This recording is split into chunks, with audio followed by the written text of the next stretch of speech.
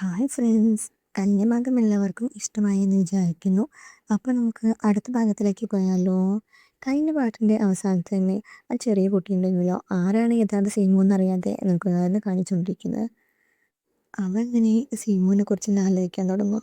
അവൾ എപ്പോഴും അവനെ ചിരിച്ച് സംസാരിക്കുകയും ചെയ്യില്ലെങ്കിലും ഒരാളെ കൊല്ലാനൊന്നും പറയില്ലെന്ന് അവന് തോന്നി. അതുകൊണ്ട് തന്നെ ആ ഫേക്കായ സീമുവിൻ്റെ മേലേക്ക് കത്തി എറിഞ്ഞിട്ട് ആ ജേഡ് യഥാർത്ഥ സീമുവിനെ തിരിച്ചു കൊടുക്കും. അത് കണ്ട് ദേഷ്യം വന്നിട്ട് ആ ഫേക്കായ സീമുണ്ടല്ലോ അവർ രണ്ടുപേരും അറ്റാക്ക് ചെയ്യാൻ തുടങ്ങും. സീമാണെങ്കിൽ ആ കുട്ടീനെ നിഷേധിക്കാൻ വേണ്ടി അവൻ്റെ മുന്നിലോട്ട് കയറി വെക്കും. അവൾക്ക് ഇപ്പോൾ പവറൊന്നും ഇല്ലാത്തതുകൊണ്ട് തന്നെ അതൊക്കെ അവളുടെ മേലിൽ തട്ടുകയും ചെയ്യും. അവൾ വേഗം തന്നെ ചെയ്ത് ആ ചെറിയ കുട്ടിക്ക് കൊടുത്തിട്ട് ഇത് നീ നിൻ്റെ കയ്യിൽ തന്നെ വെച്ചോ, നിൻ്റെ കയ്യിൽ ഇതുണ്ടെങ്കിൽ ആർക്കും ഒന്നും ചെയ്യാൻ പറ്റില്ല എന്ന് പറഞ്ഞിട്ട് അവന് വേഗം അവിടെ നിന്നൊക്കെ പറഞ്ഞു വിടും. ആ ഫേക്കായ സീമുണ്ടല്ലോ ചെറിയ കുട്ടീനെ പിടിച്ചുകൊണ്ടുവരാൻ വേണ്ടിയിട്ട് ആ മന്ത്രവാദി ഉണ്ടല്ലോ അയാളുടെ പിന്നാലെ വിടും. ആ സമയത്തായിരിക്കും ഫേക്കായ സീമു അതിൻ്റെ യഥാർത്ഥ രൂപത്തേക്ക് വരിക. അത് മറ്റാരായിരുന്നില്ല, ആ ആത്മാക്കളൊക്കെ ഇല്ലേ അവരിനെ നിയന്ത്രിച്ചുകൊണ്ടിരിക്കുന്ന ഒരാളുണ്ടല്ലോ, ആ ലവറിനെയൊക്കെ കൊന്ന ചെക്കൻ, അവനായിരിക്കും അത്.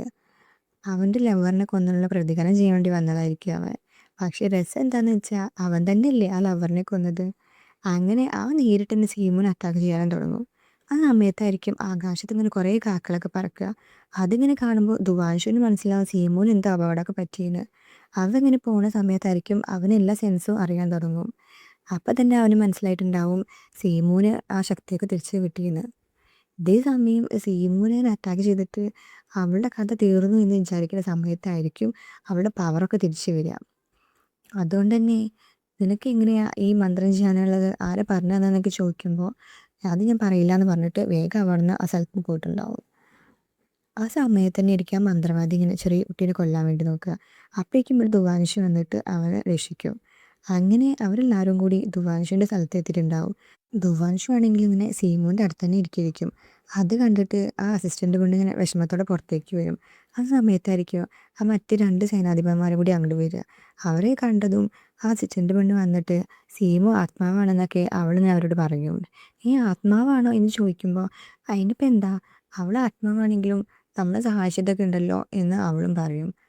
അപ്പോൾ അവരും അതിനിപ്പോൾ എന്താ, ഞങ്ങളതിനൊന്നും പറഞ്ഞില്ലല്ലോ എന്നൊക്കെ പറയുമ്പോൾ ആ ഒന്നും പറയാൻ പറ്റില്ല എന്ന് പറഞ്ഞിട്ട് അവൾ അവിടെ നിന്ന് പോകും. ഈ സമയത്ത് ദുവാൻഷു ഇങ്ങനെ സീമുവിനെ നോക്കിയിരിക്കും. അവൾക്കിനെ വീഴാതിരിക്കുന്നത് കണ്ടിട്ട് അവൻ നല്ല വിഷമമൊക്കെ തോന്നും. അങ്ങനെ നോക്കിയിരിക്കുമ്പോഴായിരിക്കും അവനൊരു കാര്യം മനസ്സിലാവുക, അവന് സീമുവിനോടൊരു ഇഷ്ടമൊക്കെ ഉണ്ടെന്ന്. അവനാണെങ്കിലോ നേരിട്ട് ഇഷ്ടമൊന്നും പറയാതെ അറിയാത്ത പോലെ ഇങ്ങനെ വളച്ചു ചുറ്റിയിട്ടൊക്കെ കാര്യം പറയും. അത് കേട്ടിട്ട് സീമു ആണെങ്കിലോ എടാ നീ എന്താ പറഞ്ഞു വരുന്നതെന്നൊക്കെ എനിക്ക് മനസ്സിലായി, പക്ഷേ ഞാനൊരു ആത്മാവാണ്, എനിക്കാണെങ്കിൽ ഒരു ഫീലിങ്സും ഇല്ല, അതുകൊണ്ട് ഇതൊന്നും വർക്കാവില്ല എന്ന് പറയും. അത് കേട്ടിട്ട് ദുവാൻഷൻ ചെറിയ വിഷമമൊക്കെ വരും. പക്ഷെ അത് ഓർത്തൊന്നും കാണിക്കില്ല. എന്നാൽ അത് മനസ്സിൽ നിന്ന് വെച്ചിരിക്കാൻ പറ്റാത്തതുകൊണ്ട് തന്നെ അവ ചെറിയ കുട്ടീനോട് ഇങ്ങനെ ഓരോന്ന് പറഞ്ഞുകൊണ്ടിരിക്കും. ആ കുട്ടിയപ്പോൾ ശരിക്കും സീമു ചേച്ചി ആത്മാവാണെന്ന് ചോദിക്കുമ്പോൾ അവൾ ആത്മാവ് മാത്രമല്ല ആത്മാക്കളുടെ റാണി കൂടിയാണ്, അവൾ നമ്മളെക്കാളൊക്കെ നല്ല സ്ട്രോങ് ആണെന്ന് പറയുമ്പോൾ അങ്ങനെയാണെങ്കിൽ എനിക്ക് ഫൈറ്റ് ചെയ്യാൻ നിങ്ങൾ പഠിപ്പിച്ചു തരുമോ, അങ്ങനെയാണെങ്കിൽ എനിക്ക് എൻ്റെ ചേച്ചീനെ എപ്പോഴും സഹായിക്കാമല്ലോ എന്നൊക്കെ ആ ചെറിയ കുട്ടി ഇങ്ങനെ പറയും. ഈ സമയത്ത് സീമുണ്ടല്ലോ ഫെന്നിനെ വിളിച്ചിട്ടുണ്ടാവും. ഓ, നിങ്ങൾക്ക് ഇപ്പോഴെങ്കിലും എന്നെ വിളിക്കാൻ തോന്നിയല്ലോ, ആ സെൻസൊക്കെ കിട്ടിയിട്ട് നിങ്ങൾ എന്താ ചെയ്തതെന്നൊക്കെ ചോദിക്കുമ്പോൾ ഓ, അത് കിട്ടിയത് എന്തിനാണെന്ന് വരെ ആലോചിച്ച് പോയി. ഇപ്പോൾ തന്നെ ചാവേണ്ടായിരുന്നൊക്കെ അവൾ പറയുമ്പോൾ നിങ്ങളെ ആരാ കൊല്ലാൻ നോക്കിയെന്ന് ചോദിക്കുമ്പോൾ ആ, എനിക്ക് ആ സെൻസ് കിട്ടിയപ്പോൾ എൻ്റെ ശക്തിയൊക്കെ പോയി, അതുകൊണ്ട് തന്നെ കുറേ ആൾക്കാർ എന്നെ കൊല്ലാൻ വന്നു, അങ്ങനെയാണെങ്കിൽ നിങ്ങൾ അവിടെ നിൽക്കണ്ട, വേഗം തന്നെ തിരിച്ചു വായോ എന്ന് പറയുമ്പോൾ അതൊന്നും പറ്റില്ല, എനിക്ക് ഇനിയും കുറേ സെൻസൊക്കെ അറിയാനുണ്ട്. അത് മാത്രമല്ല എന്നെ അറ്റാക്ക് ചെയ്തത് ആരാന്നറിയോ, ആ ആത്മാക്കളെ അസിസ്റ്റൻ്റ് ഇല്ല അവനാണെന്ന് പറയും. അവനോ എന്ന് ചോദിക്കുമ്പോൾ ആ അവൻ തന്നെ. അപ്പോൾ നിങ്ങളെന്തിനാ അവനെ വെറുതെ വിട്ടത്, ഞാൻ അവനെ പിടിച്ചു കൊണ്ടുവരണമെന്ന് ചോദിക്കുമ്പോൾ അതൊന്നും വേണ്ട, അവൻ്റെ കാര്യം ഞാൻ തന്നെ നോക്കിക്കോളാം എന്ന് അവൻ പറയും. ഈമുവിനെ മറ്റേ ആ ചെക്ക അറ്റാക്ക് ചെയ്തൊക്കെ ഞാനും മനസ്സിലായിട്ടുണ്ടാവും, അതുകൊണ്ട് തന്നെ അവൻ ആ അസിസ്റ്റൻറ്റിനെ കൊല്ലാനായിട്ട് അങ്ങോട്ട് വരും. അത് കണ്ടിട്ടൊന്നും ആ അസിസ്റ്റൻറ്റിന് ഒരു പേടിയും തോന്നുന്നില്ല. അവനാണെങ്കിൽ നീ എന്നെപ്പോലെ ഒരടിമയാണ്, നീ എത്രയൊക്കെ അവളോട് ക്ലോസ് ആണെന്ന് വിചാരിച്ചാലും അവൾ ഒരിക്കലും നിന്നെ ഇഷ്ടപ്പെടില്ല, കാരണം അവളുടെ മനസ്സിലിപ്പോൾ ആ മനുഷ്യനാണെന്നൊക്കെ പറയും. അത് കേൾക്കുമ്പോൾ തന്നെ ഞാൻ ദേഷ്യത്തോടെ അവനെ കൊന്നുകളയും. എന്നിട്ട് തീരെ സേമുവിൻ്റെ അടുത്തേക്ക് വന്നിട്ട് നീക്ക് ആ മനുഷ്യനോട് ഇഷ്ടമാണോ എന്നൊക്കെ ചോദിക്കുമ്പോൾ അവൾക്ക് അവളുടെ പേഴ്സണൽ കാര്യങ്ങളൊന്നും ആരും പറയണത് ഇഷ്ടമുണ്ടാവില്ല. അതുകൊണ്ട് തന്നെ നീ എൻ്റെ അടുത്ത് ക്ലോസ് ആണെന്ന് വിചാരിച്ചിട്ട് എൻ്റെ പേഴ്സണൽ കാര്യങ്ങളൊന്നും അന്വേഷിക്കാൻ വരരുത് പറയും. അത് കേട്ടിട്ട് ഞാനും സോറി പറഞ്ഞിട്ട് അവിടെ തന്നെ പോവും. ഇതേ സമയമുണ്ടല്ലോ ദുവാൻഷ മാർഷലിനെ കാണാനായിരിക്കും പോയിട്ടുണ്ടാവുക. ഇയാള് ഒരു ഫേക്കായ മന്ത്രവാദിയാണ്. ഇവൻ പറയുന്നത് കേട്ടിട്ടാണോ നമ്മൾ സഹായിച്ച സീമുവിനെയൊക്കെ ഇങ്ങനെ ഉപദ്രവിച്ച് ചോദിക്കുമ്പോൾ അവൻ ഫേക്കാണെങ്കിലും പറഞ്ഞതുപോലെ തന്നെ സീമു ഒരു ഭൂതല്ലേ എന്നൊക്കെ ചോദിക്കും. അവള് ഭൂതം വായിച്ച എന്താ പ്രശ്നം? അവള് നമ്മളെ സഹായിച്ചിട്ടേ ഉള്ളൂ എന്നൊക്കെ ദുവാൻഷ പറയുമ്പോൾ ആ അതൊക്കെ പോട്ടെ, ഞാൻ പറഞ്ഞ ജോലി എന്തായി എന്ന് അയാളും ചോദിക്കും. അതൊക്കെ ഞാൻ തീർത്തു എന്ന് പറഞ്ഞിട്ട് അവൻ്റെ ഒരു പേപ്പറൊക്കെ എടുത്ത് അയാൾ കണ്ട് കൊടുക്കും. അയാളാണെങ്കിലോ ഇവ ഇത്ര പെട്ടെന്ന് ഇതൊക്കെ തീർത്തോ എന്ന് വിചാരിച്ചിട്ട് ഇങ്ങനെ ദേഷ്യപ്പെടും. അപ്പോഴായിരിക്കും ദുവാൻഷു ഇങ്ങനെ അങ്ങോട്ട് വരിക. ആ ഫേക്കായി സീമു അവളുടെ നാട്ടിലേക്ക് പോയ പോലെ നമ്മളെപ്പോഴാ നിന്റെ സ്ഥലത്തേക്ക് പോകാമെന്ന് ചോദിക്കുമ്പോൾ കരിഞ്ഞു പോയ മരത്തിൽ എപ്പോഴാ പൂക്കൾ വരുന്നത്, അപ്പോൾ ഞാൻ നിന്നെ അങ്ങോട്ട് കൊണ്ടുപോകാമെന്ന് അവളും പറയും. അങ്ങനെ പെട്ടെന്ന് തന്നെ 2 മാസമൊക്കെ പോയി. ദുഹാൻഷാണെങ്കിൽ അവിടുത്തെ യുദ്ധമൊക്കെ ജയിച്ചുകൊണ്ട് ആ സിറ്റി ഇപ്പോൾ സ്വതന്ത്രമാക്കിയിട്ടുണ്ടാവും. അങ്ങനെ അവൻ തിരിച്ച് അവൻ്റെ നാട്ടിലേക്ക് തന്നെ പോകാൻ തുടങ്ങിയിരിക്കും. ആ സമയത്തായിരിക്കും സീമ അവനെ കാണാൻ വരിക. സീമ അവന് എന്തോ ഒരു സാധനം കൊടുത്തപ്പോഴേക്കും ദുവാൻഷാണെങ്കിലും അത് വേഗം എടുത്ത് വായിലിട്ട് തിന്നാൻ തുടങ്ങും. എന്താടാ ഇത്, ഒന്നും ചോദിക്കുക പോലും ചെയ്യാതെയാണ് തിന്നുന്നത് എന്ന് ചോദിക്കുമ്പോൾ നീ എനിക്ക് എന്തായാലും അപകടം വരുന്ന രീതിയിൽ ഒന്നും തരില്ല, അതുകൊണ്ട് എന്തായാലും ഇതൊക്കെ കഴിക്കാമെന്ന് അവൻ ചിരിയോടെ പറയുമ്പോൾ സീമ അവളുടെ ശക്തിക്ക് ഉപയോഗിച്ച് അവൻ്റെ ഉള്ളിലത്തെ ആ സാധനം കാണിച്ചു കൊടുക്കും. അതൊരു സ്പിരിച്വൽ ലാമ്പായിരിക്കും. അത് അവൻ്റെ ശരീരത്തിലുണ്ടെങ്കിൽ അവൻ്റെ സ്പിരിച്വൽ ശക്തികളൊക്കെ കൂടും. അതേപോലെ തന്നെ അവന് ആത്മാക്കളെയോ കാണാൻ പറ്റും. എൻ്റെ ലോകത്തേക്ക് നിനക്ക് സ്വാഗതം എന്ന് സീമു പറയുമ്പോൾ അവനാണെങ്കിലോ അതുകൂടി തന്നെ പറന്ന് നടക്കുകയായിരിക്കും. അങ്ങനെ അവർ വീണ്ടും സെൻസ് എക്സ്ചേഞ്ച് ചെയ്യാൻ പോയിരിക്കും. അതുകൊണ്ട് തന്നെ ദുവാൻഷി വേണം ഇനി 10 ദിവസം അവളെ സംരക്ഷിക്കാമെന്ന് അവൾ പറയും. ഓ അതിനെന്താ, ഞാൻ നിന്നെ അതുവരെ സംരക്ഷിച്ചോളാം എന്ന് അവനും ഇങ്ങനെ പറയും. അങ്ങനെ രണ്ടുപേരും കൂടി അവരുടെ സെൻസൊക്കെ ഇങ്ങനെ എക്സ്ചേഞ്ച് ചെയ്യും. ആ സമയത്ത് വേഗം ദുവാൻഷി അവളുടെ കണ്ണൊക്കെ മൂടി വെച്ചിട്ട് ഈ പൂക്കളുടെ മണമൊക്കെ ഒന്ന് ആസ്വദിക്കാൻ പറയും. അവൾ നന്നായി മണത്ത് നോക്കിയിട്ട് പണ്ട് അച്ഛൻ ബുക്കിലൊക്കെ എഴുതി വെച്ച പോലെ തന്നെ ഇതൊക്കെ എന്ത് രസമാണെന്ന് അവളിങ്ങനെ പറയും. എന്നിട്ട് ആ പൂക്കളുടെ മണമൊക്കെ ഞാൻ ആസ്വദിക്കാൻ തുടങ്ങും. അപ്പോൾ ദുവാൻഷു ആണെങ്കിലോ അവൾക്ക് പൂക്കളം കൊണ്ട് ഒരു ബൊക്കെയൊക്കെ ഉണ്ടാക്കിയിട്ട് തലയിൽ ഇങ്ങനെ വെച്ച് കൊടുക്കും. ആ സമയത്ത് സീമു വേഗം അവൻ്റെ അടുത്തേക്ക് വന്നിട്ട് അവൻ്റെ കഴുത്തിലൊക്കെ പിടിച്ച് മണത്ത് നോക്കാൻ തുടങ്ങും. ഇതെന്ത് സ്മെല്ലാന്ന് ചോദിക്കുമ്പോൾ അവനൊന്നും മിണ്ടില്ല.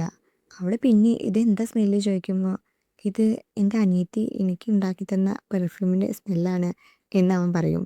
ഇപ്പം ഞാൻ ഫ്രീ ആണ്, അതുകൊണ്ട് നമുക്ക് എങ്ങോട്ട് വേണമെങ്കിലും പോകാമെന്ന് കൂടി ദുവാൻഷ് പറയുമ്പോൾ അങ്ങനെയാണെങ്കിൽ നമുക്ക് യോശുവയിലേക്ക് പോകാമല്ലോ. ആ ആണോ, എന്നാൽ അവിടെ എൻ്റെ ഒരു ഫ്രണ്ട് ഉണ്ട്, അവൾ നിനക്ക് സെൻറ്റൊക്കെ ഉണ്ടാക്കാൻ പഠിപ്പിച്ചിരുന്ന് ദുവാൻഷും പറയും. അതിനു മുമ്പ് എൻ്റെ സെൻറ്റ് ഏതാണെന്ന് നിനക്ക് കണ്ടുപിടിക്കാൻ പറ്റുമോ എന്ന് അവൻ ചോദിക്കുമ്പോൾ ഓ നീ എന്നോടാണോ ബെറ്റ് വയ്ക്കുന്നത്, 10 ദിവസം കൊണ്ട് തന്നെ ഞാൻ നിനക്ക് ഈ സ്മെല്ല് ഏതാണെന്ന് പറഞ്ഞുതരാമെന്ന് അവൾ പറയും. അങ്ങനെ അവർ യോശുവയിലേക്ക് എത്തിയിട്ടുണ്ടാവും. ആ സമയത്ത് അവിടുത്തെ അധികാരികളൊക്കെ ഏതോ ഒരു പൈസക്കാരനെ പിടിച്ചിട്ട് ഞങ്ങൾ പറഞ്ഞ പോലെ തന്നെ നാളെ നീ പൈസ തരണം, ഇല്ലെങ്കിൽ നിന്നെ കൊന്നു കളയുന്നൊക്കെ ഭീഷണിപ്പെടുത്തിയിരിക്കും. ഈ സമയത്ത് ദുവാൻഷു ആണെങ്കിലോ ആത്മാവായിട്ടായിരിക്കും വന്നിട്ടുണ്ടാവുക. അവൻ്റെ മേലിൽ കൂടി ആയിരിക്കും ആൾക്കാർ അങ്ങോട്ടും ഇങ്ങോട്ടും നടക്കുന്നുണ്ടാവുക. ഓ ഇത് അടിപൊളിയായിട്ടുണ്ടല്ലോ, ഇവിടെ മുഴുവൻ ചുറ്റിക്കാരണം എന്നൊക്കെ പറഞ്ഞിട്ട് അവൻ ഇങ്ങനെ കാണാൻ തുടങ്ങും. ആ സമയത്ത് സീമു ഒരു സ്ഥലത്ത് ചെന്നിട്ട് നീയാണോ റൂറോ എന്ന് ചോദിക്കും. അപ്പോൾ എൻ്റെ പേര് നിനക്ക് എങ്ങനെ അറിയാമെന്ന് ചോദിക്കുമ്പോൾ സീമു അവൾക്കൊരു പേപ്പർ കൊടുക്കും. ഇത് ഞാൻ ദുവാൻഷുവിന് കൊടുത്തതാണ്, ഇത് നിനക്കെങ്ങനെ കിട്ടിയെന്ന് പറഞ്ഞിട്ട് അവളൊക്കെ എടുത്ത് വായിച്ചു നോക്കാൻ തുടങ്ങും.